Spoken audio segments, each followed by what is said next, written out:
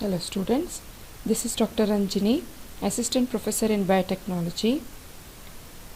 Welcome to e-learning sessions in immunology. Today in this session, we learn about autoimmunity.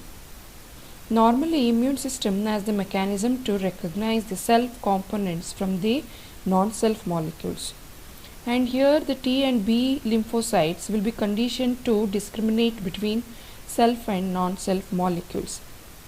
But due to certain various reasons, the processing of the B lymphocytes in the immune system to recognize the self and non-self molecules fails, and antibodies will be raised against the self molecules, and this leads to autoimmune diseases. This autoimmunity can be defined as specific breakdown of the mechanisms responsible for tolerance, that is considering the body molecules as the self molecules, and autoimmune diseases results when specific adaptive immunity response against self antigen is serious enough to cause severe tissue damage. Autoimmune diseases in humans can be divided into two categories. So here autoimmunity,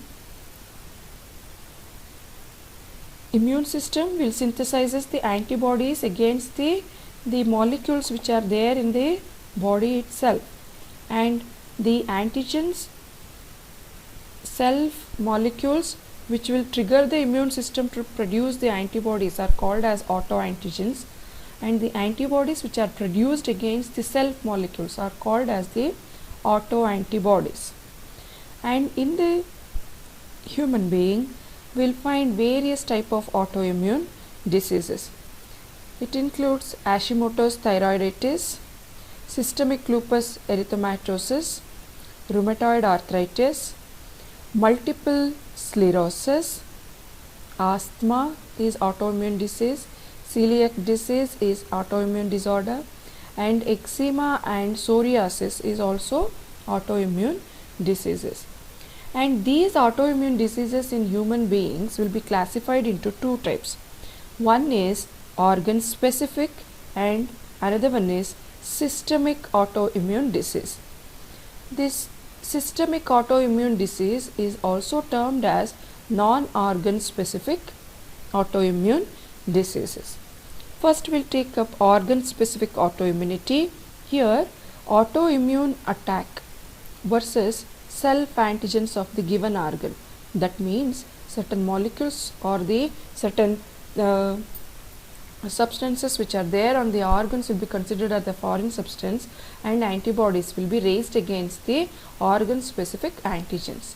It results in a damage of the organ structure and function.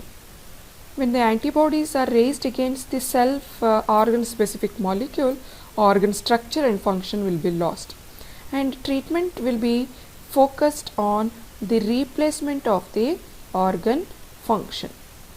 So organ specific autoimmunity, here autoantibodies are raised against the organ specific molecules, and it results in damage of the organ structure and function, and the treatment usually involves the replacement of the organ function.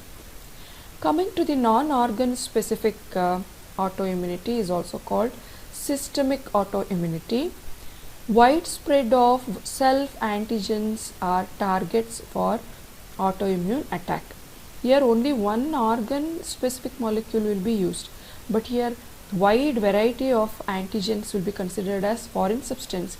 Against each antigens, antibodies will be produced, and the damage affects such structures as blood vessels, cell nuclei, etc. The treatment is aimed to inhibit excessive activation of the immune system.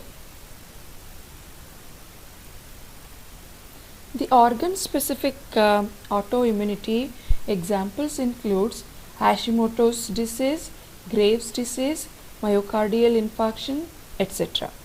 And systemic autoimmunity involves, or the best examples are Multiple sclerosis, rheumatoid arthritis are the best example for systemic autoimmune diseases. In your syllabus, in autoimmunity, Graves' disease, Hashimoto's disease and systemic lupus erythematosus is included. First we'll take up Graves' disease.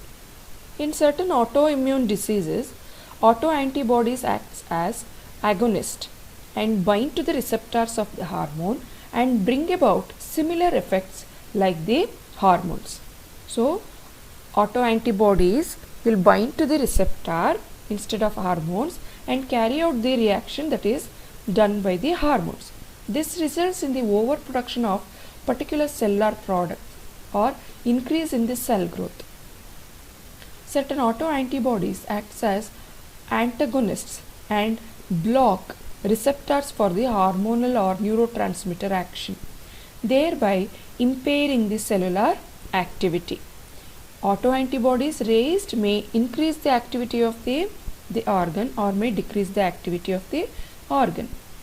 Graves' disease is a type of hyperthyroidism, is caused by generalized overactivity of the entire thyroid gland.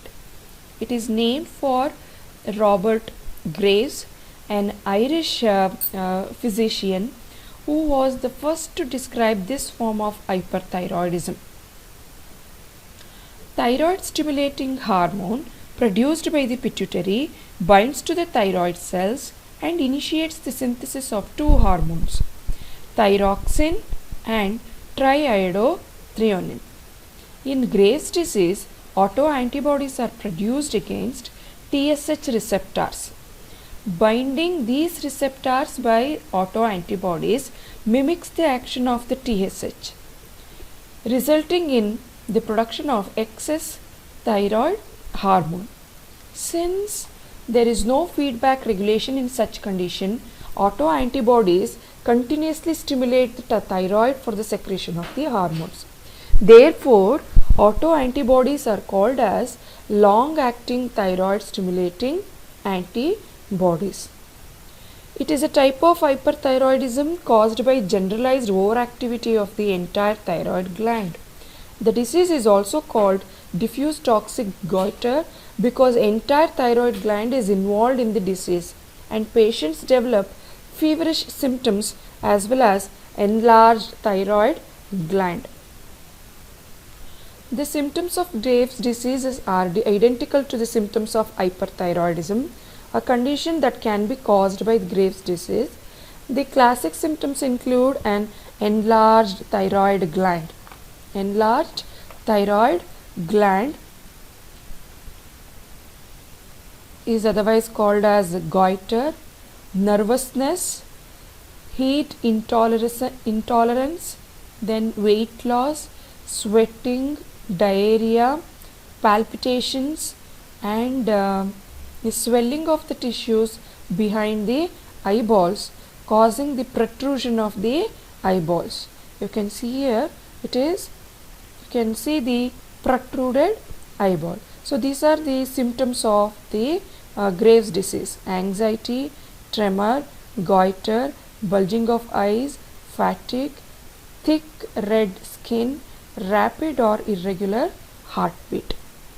So these are the symptoms of the Graves' disease. Next we will move on to Hashimoto's disease. Hashimoto's disease is an autoimmune disease that is the most common cause of hypothyroidism. It's an autoimmune cellular damage may occur when autoantibodies or T lymphocytes bind to the cell membrane antigen, causing cellular lysis or initiate inflammatory response in the organ. As a result, cellular structure of the organ is lost and replaced by connective tissue, leading to organ failure. Hashimoto's disease is an autoimmune disorder in which the immune system creates antibodies that damage the thyroid gland. The disease causes inflammation of thyroid gland, which may impair the ability of thyroid to produce hormones leading to an underactive thyroid gland. That's why it is called hypothyroidism. Most likely Hashimoto's disease results from more than one factor. Combination of factors includes hereditary, sex and age may determine your likelihood of developing the disorder. Hashimoto's disease is most common in middle-aged women and tends to run in families. Due to the production of antibodies and sensitized T cells specific for thyroid antigens, results in severe inflammatory reaction where thyroid gland is infiltrated by lymphocytes, macrophages and plasma cells, leading to the formation of lymphocytic follicles. As a result of infiltration, thyroid develops goiter. Autoantibodies are also produced against thyroglobulin and thyroid peroxidase, both of which are involved in uptake of iodine. Binding of autoantibodies to these protein products of thyroid severely impair thyroid uptake, resulting in hypothyroidism. If the entire gland is destroyed, the myxedema may cause involving swelling around the face. Hashimoto's disease does not have unique signs and symptoms. The disease typically progresses slowly over a number of years and causes chronic thyroid damage, leading to a drop in thyroid hormone levels in your blood. The signs and symptoms, if any, are those of an underactive thyroid gland. That's why it's called hypothyroidism. The sign and symptoms of hypothyroidism may vary widely depending on the severity of the hormone deficiency. At first, you may barely notice any symptoms such as fatigue, sluggishness, or you may simply attribute them to getting older. But as the disease progresses, you may develop more obvious signs and symptoms, including constipation, pale dry skin, muscle aches, weakness, tenderness and stiffness, goiter, puffy face, brittle nails, hair loss, excessive or prolonged menstrual bleeding, enlargement of the tongue, memory lapses, depression, joint pain and stiffness.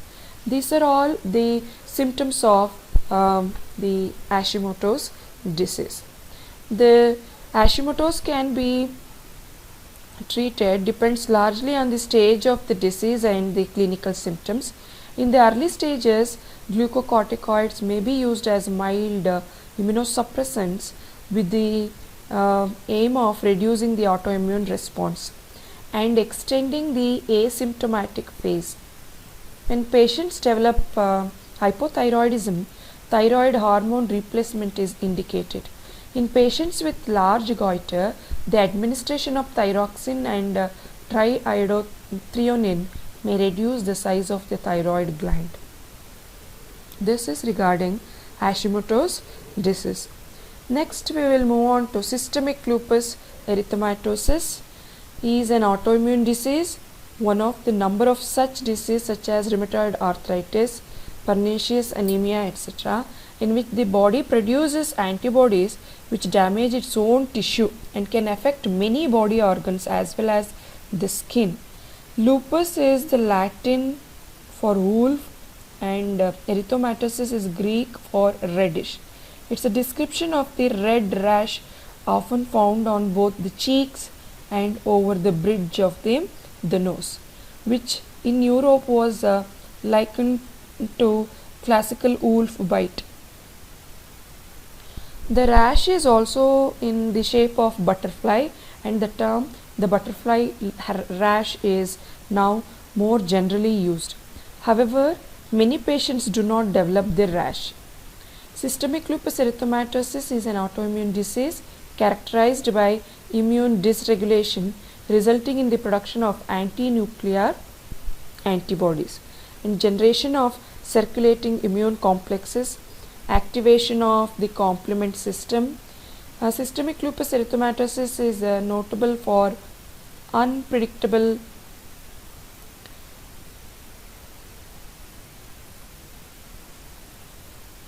exacerbations and remissions and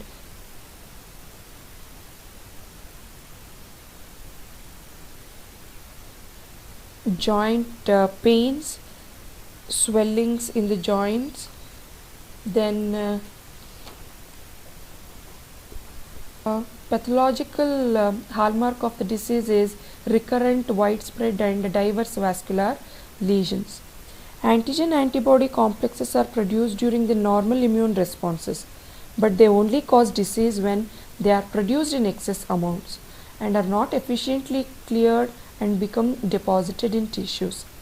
The deposition of immune complexes in vessel walls leads to the complement and the Fc receptor mediated inflammation and injury to the vessels and adjacent tissues. Many systemic immunological diseases in humans are caused by deposition of immune complexes in the blood vessels. A prototype of such disease is systemic lupus erythematosus, an autoimmune disease in which numerous autoantibodies are produced. SLE is chronic multisystemic autoimmune disease that affects predominantly women. The principal clinical manifestation are skin rashes, arthritis and glomerulonephritis, but hemolytic anemia, thrombocytopenia and central nervous system involvement are also common. Many different autoantibodies are found in the patients with SLE. The most frequent are anti-nuclear, particularly anti-DNA antibodies, and other include antibodies against ribonucleoproteins, histones, nucleolar antigens, etc. Immune complexes formed by these autoantibodies are responsible for glomerulonephritis, arthritis and vasculitis, involving small arteries throughout the body. Hemolytic anemia and thrombocytopenia are due to autoantibodies against the erythrocytes and platelets respectively. The principal diagnostic test for disease is the presence of anti-nuclear antibodies. Antibodies against double-stranded DNA are quite specific for SLE. During active diseases, patients usually feel generally unwell, weak, chronically fatigued. They may lose appetite. They have nose and mouth ulcers, hair loss, skin rashes, arthritis, fibrosities,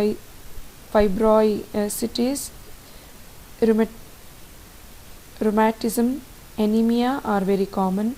At times, color changes may occur in the fingers, kidneys, blood, lungs, heart, brain may be affected singly or in various combinations from time to time, prolongation of this disease.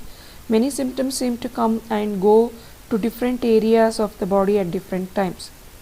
The disease is chronic, punctuated by flares of activity which may be triggered by sunlight, infections and by some drugs or even some foods.